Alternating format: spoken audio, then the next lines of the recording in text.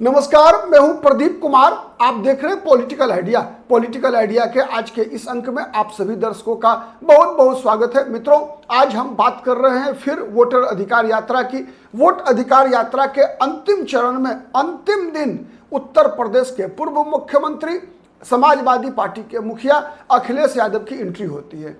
अखिलेश यादव की एंट्री 28 तारीख को ही होना था। सीतामढ़ी के कार्यक्रम से ही अखिलेश यादव राहुल गांधी के साथ जुड़ने वाले थे, लेकिन 28 तारीख को ऐसी जानकारी मिली कि अखिलेश यादव नहीं आ रहे हैं। क्यों नहीं आ रहे हैं, इसके पीछे कारण बताया गया कि कहीं ना कहीं राहुल गांधी की यात्रा में तेजस्वी यादव की उपेक्षा के कारण तेजस्वी यादव नाराज चल रहे हैं। ये जानकारी सूत्रों के हवाले से निकल कर आ रही थी कि चूंकि इस कार्यक्रम को एक प्रकार से कांग्रेस पार्टी ने हाईजैक कर लिया, और हाईजैक ही नहीं किया बल्कि पूरा का पूरा नैरेटिव जो है वो राहुल गांधी का चलाया जा रहा है।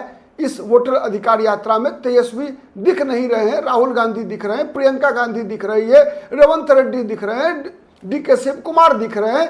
ठीक है, तो इस प्रकार की जो खेल चला उससे तेजस्वी यादव कहीं ना कहीं निराश दिखे। और ऐसा कहा जा रहा है कि इस बात से केवल तेजस्वी यादव ही नहीं बल्कि मुकेश सहनी भी, आप याद कीजिए सुपौल की सभा में मुकेश सहनी ने भी क्या कहा कि अकेले राहुल गांधी कैसे फैसला कर सकते हैं, कौन मुख्यमंत्री बनेगा, कौन उप मुख्यमंत्री बनेगा या नहीं बनेगा, इसकी फैसला अकेले राहुल गांधी नहीं कर सकते, ये पूरे सब गठबंधन के लोग करेंगे। और याद रखिए, हर सभा में मुकेश सहनी तेजस्वी यादव को बिहार का भावी मुख्यमंत्री कहते आ रहे थे। ये बात सही है कि तेजस्वी यादव ने कभी भी मुकेश सहनी को भावी उप मुख्यमंत्री नहीं कहा था, लेकिन अब जब ये अंतिम चरण में पहुंचा, अंतिम दिन पहुंचा, तो इसमें अखिलेश यादव की एंट्री हुई। तो कहा जाता है ऐसा कि आरजेडी ने अपनी रणनीति बदली और रणनीति बदलकर अखिलेश यादव को बिहार आने का आग्रह किया, और बिहार आने का आग्रह करने के बाद छपरा मतलब एकमा, माझी और छपरा विधानसभा सीट जो सारण का जिला का, और फिर आरा विधानसभा सीट भोजपुर जिला का, ये 4 विधानसभा सीट से कल ये यात्रा गुजरी। और इन चारों विधानसभा सीट के कार्यक्रमों में अखिलेश यादव, मुकेश सहनी और तेजस्वी यादव ने मिलकर एक खेल कर दिया, और उस खेल से कहीं ना कहीं आप देखेंगे कि राहुल गांधी को नहले पे दहला वाली स्थिति मिली। राहुल गांधी कहीं ना कहीं निराश होंगे, राहुल गांधी के स्ट्रेटजी को कहीं ना कहीं धक्का लगा। याद कीजिए अररिया का कार्यक्रम, अररिया का संवाददाता सम्मेलन, जब पत्रकारों ने राहुल गांधी से पूछा कि बिहार के मुख्यमंत्री पद की उम्मीदवारी पर आपका क्या ख्याल है, तो राहुल गांधी ने उस सवाल को ही घुमा दिया, कोई जवाब नहीं दिया, और ये कहते रहे कि भाई हमारी एकता है, हम हर मुद्दे पर साथ हैं, हमारी प्रतिबद्धता है, इसका बखान करते रहे, लेकिन सीधा कोई जवाब, सीधा सवाल का सीधा जवाब उम्मीद ये कर रहे थे। तेजस्वी यादव बगल में बैठे थे, पीछे तेजस्वी यादव के जो सलाहकार हैं संजय यादव वो बैठे थे, दोनों मुस्कुरा रहे थे, लेकिन मुस्कुराहट के पीछे जो गम था वो स्पष्ट दिख रहा था। आप भी देखिए उसका विजुअल, आपको दिखेगा कि उस मुस्कुराहट के पीछे बहुत बड़ा गम था। ठीक है, और उसके बाद जिस प्रकार से कार्यक्रम के दौरान, चाहे वो ये यात्रा जो है उसके बाद जिन जिन विधानसभा क्षेत्रों से गुजरी, ठीक है, चाहे वो सुपौल जिला का हो, मधुबनी जिला का हो, फिर दरभंगा, मुजफ्फरपुर, सीतामढ़ी, ठीक है, मोतिहारी, बेतिया, हर जगह आप गौर करके देखेंगे तो इसमें कांग्रेस इन कार्यक्रमों में हावी रही। राहुल गांधी, प्रियंका, यहाँ तक कि कई जगहों पे ऐसा हुआ जब मुकेश सहनी को और तेजस्वी यादव को पीछे कर दिया गया और आगे राहुल गांधी, प्रियंका गांधी, रेवंत रेड्डी, डीके शिव कुमार, ये लोग आगे रहे। तो ये जो सबसे बड़ी बात थी, उस बात पर कहीं तेजस्वी यादव की निराशा थी, मुकेश सहनी निराश थे, और इसका प्रकटीकरण अलग अलग बयानों में आपने देखा है। लेकिन आज सारण की सभा से खेला शुरू हो गया। तेजस्वी यादव, सबसे पहले तेजस्वी यादव ने खुद को मुख्यमंत्री के उम्मीदवार के रूप में नकली सीएम और असली सीएम पर बात कर दिया कि जिस प्रकार से नीतीश कुमार उन मुद्दों पर काम कर रहे हैं आज, जिसका वादा 2020 के विधानसभा चुनाव में तेजस्वी यादव ने किया था, उन मुद्दों के बहाने तेजस्वी यादव ने असली सीएम और नकली सीएम कि मैं असली सीएम हूं, मैं मतलब एक स्पष्ट रूप से इशारा कर दिया कि केवल तेजस्वी यादव ही मुख्यमंत्री का उम्मीदवार है। इतना ही नहीं, मुकेश सहनी ने भी तेजस्वी यादव का इसमें साथ दिया और इस सबका साथ दिया अखिलेश यादव ने। बिहार का सबसे लोकप्रिय चेहरा तेजस्वी यादव, बिहार के युवाओं के भविष्य तेजस्वी यादव, मतलब जिस प्रकार से तेजस्वी यादव, मुकेश सहनी और स्वयं तेजस्वी यादव, मुकेश सहनी, अखिलेश यादव और स्वयं तेजस्वी यादव ने अपनी पीठ थपथपाई, दावेदारी प्रस्तुत कर दिया और दावेदारी भी खम ठोक के दावेदारी किया। उससे कहीं ना कहीं कांग्रेस पार्टी की रणनीति को आप देखेंगे धक्का लगेगा। कांग्रेस की सोच इसके पीछे ऐसा नहीं है कि कांग्रेस तेजस्वी यादव को मुख्यमंत्री नहीं बनाना चाहती, तेजस्वी यादव को ही मुख्यमंत्री बनाना चाहती है कांग्रेस पार्टी, लेकिन कांग्रेस तेजस्वी यादव को चुनाव से पहले उम्मीदवार बनाकर रिस्क नहीं लेना चाहती। यह स्ट्रेटेजिकल डिफरेंस है, जिस डिफरेंस को शायद आरजेडी और मुकेश सहनी वर्तमान समय में समझ नहीं पा रहे हैं।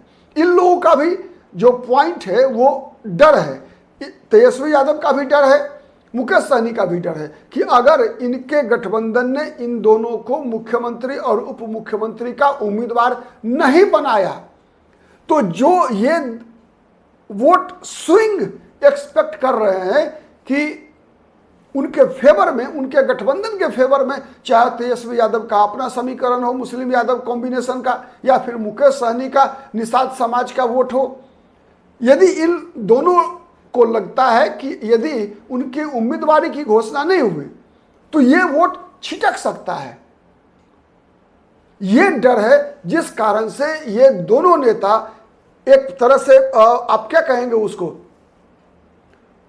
काफी हड़बड़ी में है कि किसी भी प्रकार से उनका नाम मुख्यमंत्री और उप मुख्यमंत्री पद के दावेदार के रूप में हो। लेकिन जो कांग्रेस का जो सर्वे रिपोर्ट है, जो आंतरिक सर्वे कांग्रेस पार्टी ने कराया, उससे ये जानकारी मिल रही है कि तेजस्वी यादव के नाम पर आज भी एक बहुत बड़ा समर्थक वर्ग है जो तेजस्वी यादव के नाम पर भड़कता है। और यही डर है कांग्रेस पार्टी का। मैं पहले दिन से कह रहा हूं कि बिहार की राजनीति में अब नकारात्मक वोटिंग होती है, किसी को जिताने के लिए कम, बल्कि किसी को जीतने नहीं देना है उसके लिए ज्यादा होता है। चाहे बीजेपी को नहीं जीतने देना है उसके लिए भी लोग मतलब इमली पीकर जो है तैयार रहते हैं कि किसी कीमत पर बीजेपी को नहीं जीतने देंगे। वैसे ही एक बड़ी आबादी है जो चाहती है कि तेजस्वी यादव को किसी कीमत पर नहीं जीतने देंगे चुनाव। आरजेडी के उम्मीदवारों की जीत नहीं चाहते वो। तो ये जो फैक्टर है, उसी फैक्टर का निपटारा करने के लिए, कहीं ना कहीं उसी फैक्टर को एड्रेस करने के लिए राहुल गांधी नहीं चाहते कि चुनाव से पहले उम्मीदवार की घोषणा हो। और कांग्रेस की ये इच्छा है कि एक सामूहिक नेतृत्व के तहत, जिससे कि आम लोगों को लगे कि तेजस्वी यादव भी सीएम के दावेदार हैं, राजेश राम भी सीएम हो सकते हैं, ठीक है, कोई मुसलमान चेहरा भी सीएम हो सकते हैं। क्योंकि आप सोच कर देखिए, आप चर्चा देखिए बिहार में क्या चल रही है, मुसलमानों के बीच क्या चर्चा चल रही है, ओवैसी की पार्टी क्या नैरेटिव चला रही है। चला ये रही है कि 14% वाले यादव समाज को जब आप मुख्यमंत्री देते हैं, यादव को मुसलमान वोट देता है, मुसलमान यादव को वोट नहीं देता। इतनी आबादी वाले को इतनी सीटें, और लेकिन मुसलमान को इतनी सीटें नहीं क्यों नहीं दी जाती है, मुसलमान का मिनिस्टर क्यों नहीं बनता, मुसलमानों का डिप्टी सीएम क्यों नहीं बनता। तो ये जो बातें चलती हैं, और ये मुद्दे ऐसे हैं जो बीजेपी के लिए कम महत्व का है,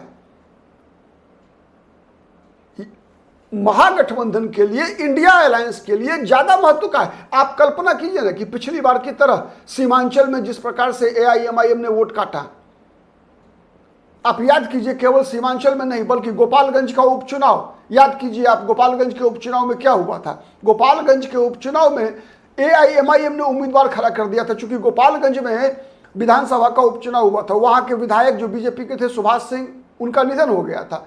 निधन के बाद जो उपचुनाव हुआ, उनकी पत्नी कुसुम देवी वहां से चुनाव लड़ी, और उस चुनाव में आरजेडी के उम्मीदवार लगभग 2000 वोट से मात्र हार गए चुनाव। क्यों हार गए? इसलिए हार गए कि आरजेडी के उम्मीदवार को मुसलमानों ने वोट नहीं दिया। और वहां पर मुसलमानों ने वोट किसे दिया? मुसलमानों ने वोट दिया AIMIM को, ठीक है। हाँ, आरजेडी के मोहन गुप्ता को 68,259 वोट मिला था और बीजेपी की कुसुम देवी को 70,053 1794 वोट से बीजेपी की उम्मीदवार जीती थी और AIMIM के अब्दुल सलाम को 12,214 वोट मिला था। आप अंदाजा लगाइए कि क्या स्थिति होती है। उसके उतना ही नहीं, अभी 2001 साल भी नहीं हुआ है, लगभग साल भर हुआ है, उपचुनाव हुआ बेलागंज में। चूंकि सुरेंद्र यादव बेलागंज के जो विधायक थे वो जहानाबाद से सांसद चुन लिए गए। क्या हुआ वहां? उनके पुत्र विश्वनाथ यादव उम्मीदवार थे राष्ट्रीय जनता दल के। क्या हुआ वहां पर मुसलमानों ने आरजेडी को वोट नहीं दिया, वहां पर मुसलमानों ने जनता दल यूनाइटेड को वोट दिया। जन स्वराज के उम्मीदवार मोहम्मद अमजद को वोट दिया, लेकिन आरजेडी को नहीं दिया। क्यों नहीं दिया? कई फैक्टर्स हैं। इन फैक्टर्स को जब तक, और कल्पना कर लीजिए आप कि मुसलमानों का अगर 50% वोट भी अगर आरजेडी को नहीं मिला तो फिर महागठबंधन सरकार बना पाएगी या नहीं बना पाएगी? क्या होगा महागठबंधन का? इसीलिए आप ये मत सोचिए कि इस मामले में राहुल गांधी नापाक है। ठीक, राहुल गांधी और कांग्रेस पार्टी को साइड करने के चक्कर में तेजस्वी यादव ने खुद अपने पैर पे कुल्हाड़ी मार रहे हैं। क्योंकि यदि मान लीजिए फॉर एग्जांपल तेजस्वी यादव को और मुकेश सहनी को सीएम डिप्टी सीएम की उम्मीदवारी की घोषणा नहीं हुई, कितना वोट ऐड ऑन करेंगे ये लोग? मैक्सिमम 5%। लेकिन मुसलमानों का 50% वोट का मतलब है 18 का आधा 9%। किसमें फायदा है ज्यादा? नंबर 1। नंबर 2, केवल मुसलमान ही नहीं बल्कि गैर यादव, पिछड़ा और अति पिछड़ा समाज विशेष रूप से, वो भी आरजेडी की आक्रामकता से, आरजेडी समर्थकों की आक्रामकता से डरती है, वो भी खिलाफ में जाती है।